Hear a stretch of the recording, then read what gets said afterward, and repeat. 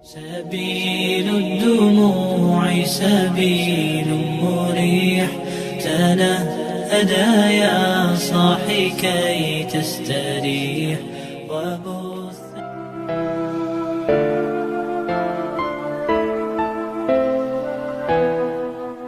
Bismillahirrahmanirrahim. Alhamdulillahi Rabbil Alamin. Wassalatu wassalamu ala asrafil anbiya'i wal mursalin Nabiyina wa habibina Muhammadin wa ala alihi wa sahbihi ajma'in wa man tabi'ahum bi ihsani ila yaumiddin. Amma ba'du. Syukur alhamdulillah, senang sekali rasanya kita semua bisa berjumpa lagi di channel ini. Salawat serta salam semoga tetap tercurah limpahkan kepada junjungan kita Nabi besar Muhammad sallallahu alaihi wasallam. Allahumma sholli ala sayyidina Muhammad wa ala ali sayyidina Muhammad.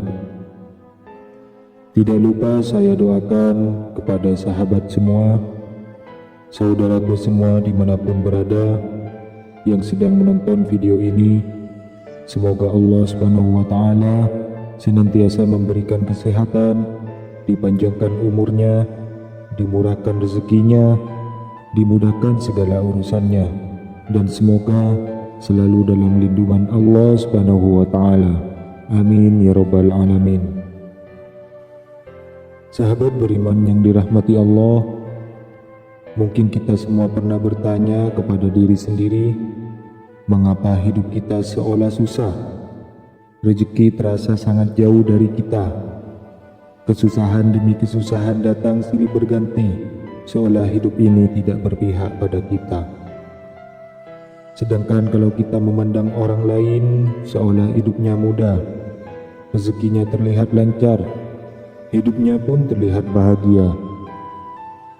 Lalu muncullah rasa iri dan pemikiran negatif sehingga kita memandang curiga kepada orang lain tersebut dengan beranggapan jangan-jangan uang yang dihasilkan dari hasil korupsi, jangan-jangan dia dapat uang dari hasil menipu orang lain, atau jangan-jangan dia malah bersekutu dengan jin pesugihan, dan masih banyak yang lainnya.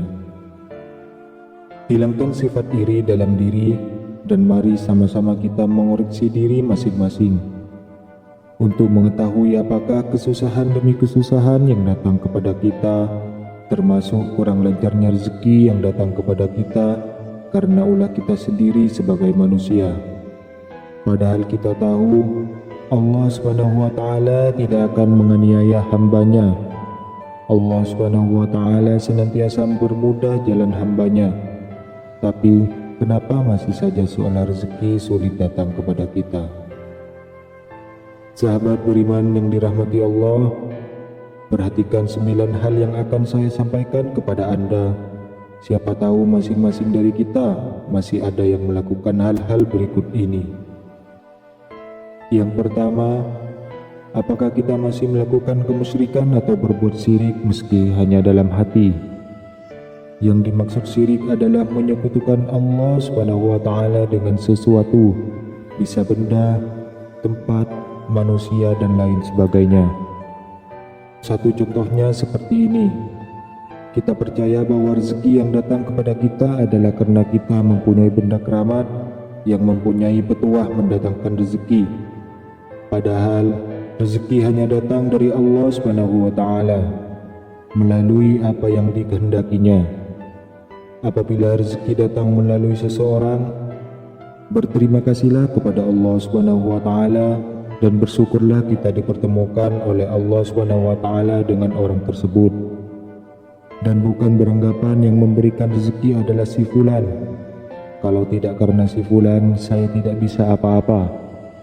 Jadi jangan seolah memuja-muja si fulan yang mampu memberikan rezeki kepada kita semuanya. Berterima kasih boleh-boleh saja, asal tidak terlalu berlebihan. Yang kedua, hindari sebisa mungkin menyakiti hati orang tua kita. Apabila kita pernah berbuat salah atau mengucapkan perkataan yang menyakiti orang tua, mulai sekarang bangunlah dan meminta maaf kepada kedua orang tua kita. Karena ridho Allah Subhanahu wa Ta'ala ada pada ridho orang tua juga.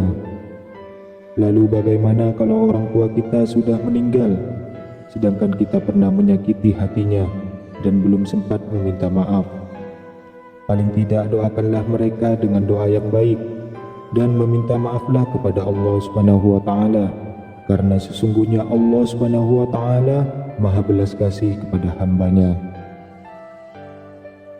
Lalu yang ketiga yaitu perhatikan sholat kita. Misalnya sekarang kita hanya mengerjakan sholat 3 waktu, mulailah melengkapi menjadi 5 waktu. Misalkan masih malas, paling tidak tambah 1 waktu. Kemudian di hari berikutnya tambah 1 waktu lagi. Dan jika sudah genap 5 waktu, pertahankan dengan cara bersegeralah menunaikan kewajiban saat terdengar panggilan azan. Hindari untuk menunda, karena disinilah awal sholat kita akan kembali seperti semula. Luangkan waktu yang hanya 10 menit untuk menunaikan ibadah sholat, karena waktu luang kita semuanya lebih panjang dibanding mengerjakan sholat yang hanya membutuhkan waktu kurang lebih 10 menit saja. Kemudian yang keempat, memerintah atau berkuasa dengan sewenang-wenang. Maksudnya adalah apabila sedang menduduki jabatan penting atau menjadi pemimpin dalam rumah tangga, hindari untuk menyalahgunakan kewenangan demi kepentingan pribadi. Kalau dalam jabatan saya contohkan, memudahkan urusan orang lain dalam hal korupsi atau menipu. Dalam hal tersebut kita mungkin akan mendapatkan harta kekayaan yang banyak, akan tetapi pada akhirnya akan menyebabkan banyak masalah, baik dalam rumah tangga maupun dalam hal kesehatan. Dan bagi para pemimpin rumah tangga, hindari menyalahgunakan kewenangan dalam keluarga. Misalnya adalah menjadikan pasangan atau anak layaknya pembantu rumah tangga. Perlu diketahui, pasangan maupun anak adalah partner dalam mengarungi samudera kehidupan. Untuk itu, libatkanlah mereka dalam memberikan pendapat, selama pendapat itu baik dan tidak merugikan orang lain. Lalu yang kelima yaitu berdagang dengan tidak jujur. Apabila kita hendak melakukan jual beli, hendaknya tidak mengurangi takaran. Bahkan kalau bisa lebihkan sedikit takaran dan niatkan untuk bersedekah. Apabila jual beli barang, utarakan barang tersebut sesuai dengan kondisinya. Contoh, misalnya jual beli laptop bekas. Jika ada yang rusak, utarakan saja kekurangannya dan berikan dengan harga yang pantas.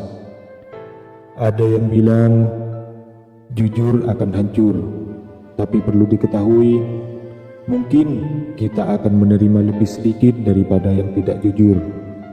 Tapi yakinlah, kita akan mendapat lebih besar di kemudian hari.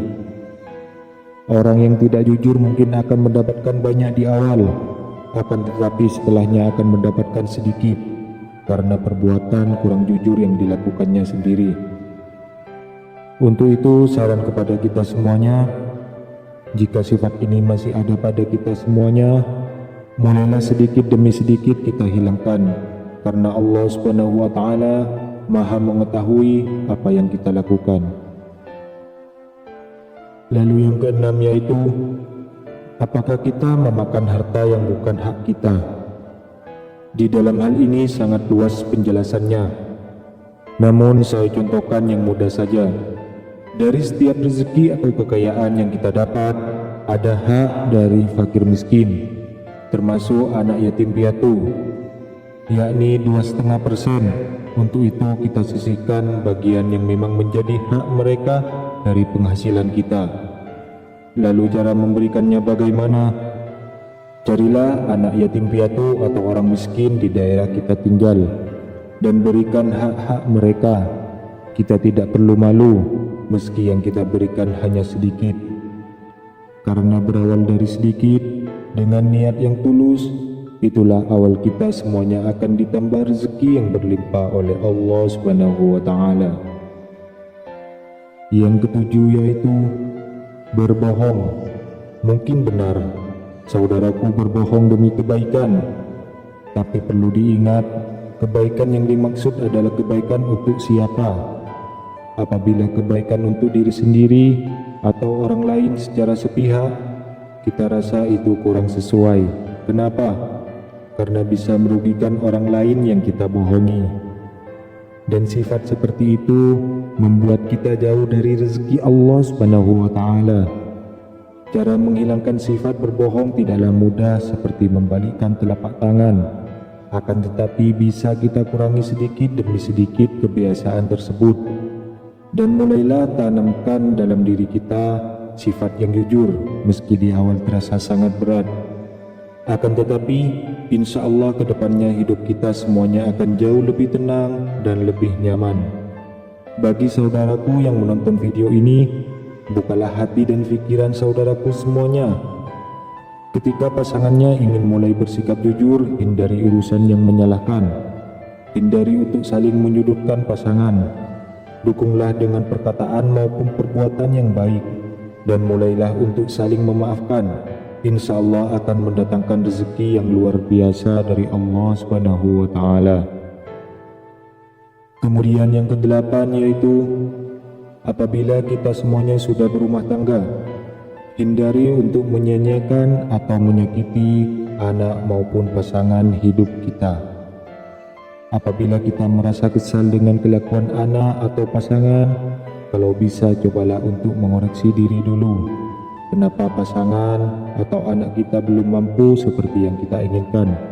Lalu diskusikan bersama dan temukan akar permasalahannya. Apabila masih belum menemukan titik terang, berdoalah dan serahkan semua masalah kepada Allah Subhanahu wa Ta'ala untuk mencarikan cara yang terbaik.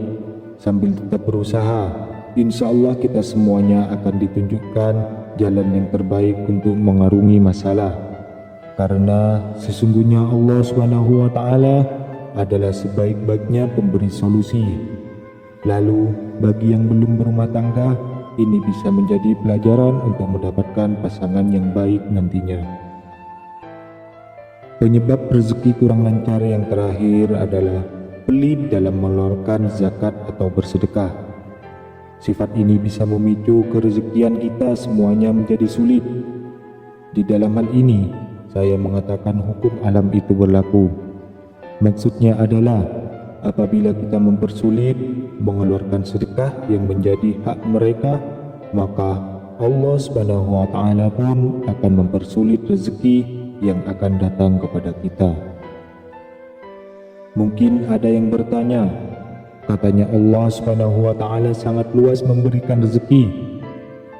Kenapa kita dipersulit untuk mendapatkan rezeki? Sebelum bertanya seperti itu, saya minta maaf untuk tanyakan pada diri saudaraku semuanya. Karena Allah Subhanahu wa Ta'ala berdasarkan prasangka dari hambanya. Jika hambanya mempermudah urusan orang lain dalam hal kebaikan, insya Allah Subhanahu wa Ta'ala pun akan mempermudah hambanya keluar dari segala kesulitan. Ada pepatah yang mengatakan, apa yang kita tanam, itulah yang akan kita tuai. Sahabat beriman yang dirahmati Allah, itulah 9 penyebab utama kenapa seolah rezeki sangat sulit datang kepada kita. Untuk itu, bagi saudaraku semuanya yang menonton video ini, mulai sekarang dan seterusnya, hindari dan tinggalkan sebisa mungkin 9 hal-hal tersebut. Dan mulailah menanam kebaikan untuk menuai kebaikan pula. Amin ya rabbal alamin. Demikianlah yang bisa saya bagikan pada video kali ini. Semoga apa yang disampaikan dalam video ini bisa bermanfaat bagi kita semua. Dan semoga kita semua selalu mendapatkan syafaat dari baginda Nabi besar Muhammad sallallahu alaihi wasallam. Amin ya rabbal alamin. Assalamualaikum warahmatullahi wabarakatuh.